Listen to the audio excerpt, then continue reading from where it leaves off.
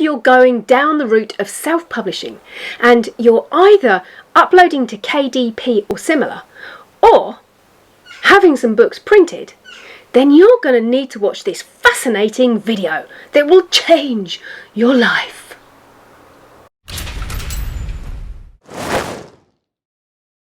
Okay, I might have just slightly overemphasised the importance of this video, but it is something that you're definitely going to need to get to grips with, particularly if your book has images in it.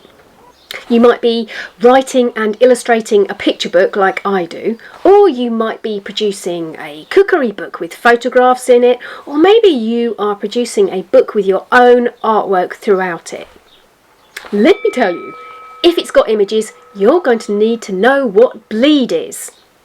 Let me tell you from the outset, nobody has been harmed in the making of this video, there has been no bloodshed, and I think there is minimal chance of need for plasters. So, what the heckity heck is bleed?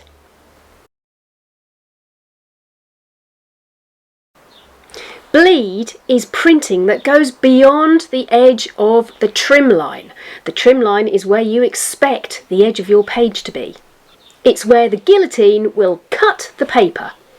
This is therefore known as the edge of the page. So you might be thinking, well look, we all know where the edge of the page is meant to be. Why do we need extra printing space? I mean, we are in a global economic and ecological crisis. Why don't we just save those extra bits of paper and ink? Well, yes, if only it were that easy. You see, when the paper goes through the printer, and by that I mean the machine and not the person who is working it, sometimes the paper moves, and when it does, then the print moves slightly. So imagine you have a page that looks a bit like this, and you decide that this is the edge of the page. Therefore, my illustration will reach just the edge of the page. Well, if the paper moves during the process, then your page will look like this. Not ideal. By putting in a bleed all around the trim line, you won't get that ugly white line. So, Jules, you might be thinking, how big should my bleed be? It only needs to be 3 millimeters, or if you're working in imperial, that's 1/8 of an inch. The other thing that you should keep in mind is that the bleed area should not have any vital information in it. There shouldn't be anything that you don't mind losing, because remember this, the bleed is there as a backup plan for if the paper moves. So any of that important information should be well inside of the bleed area.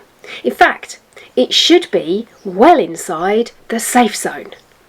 Wait, what? There's something else? Yes, my friend, the safe zone is inside the trim line. It's usually about 3 to 4 millimeters. And again, you must make sure that there is no information in there that you don't mind losing.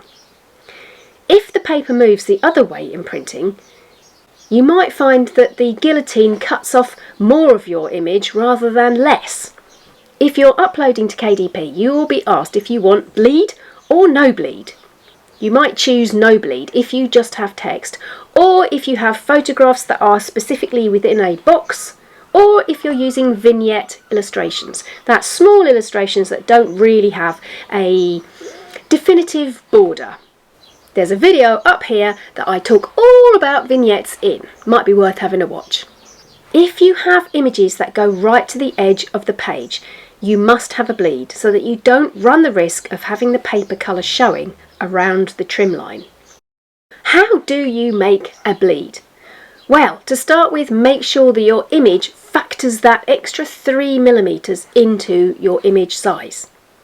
Or if you've already completed your illustration and you're wondering how you're going to be able to manage this, then make the correct page size in Photoshop or similar software and just enlarge your image to fit the page. And if you come across the term slug and wonder if you've wandered off into a parallel universe, No, you haven't. In printing terms, the slug area is beyond the bleed area, and it's just information or instructions for the printer. Person, not machine. That's it. Everything you need to know about slugs, bleed, and zones where you can feel completely safe and at ease. Next week I will be doing another Draw With Me video, but I'm going to keep the theme a secret, so you'll have to watch to find out what it is. I'm off to doe a deer, a female deer. I will see you next week. Nanu nanu.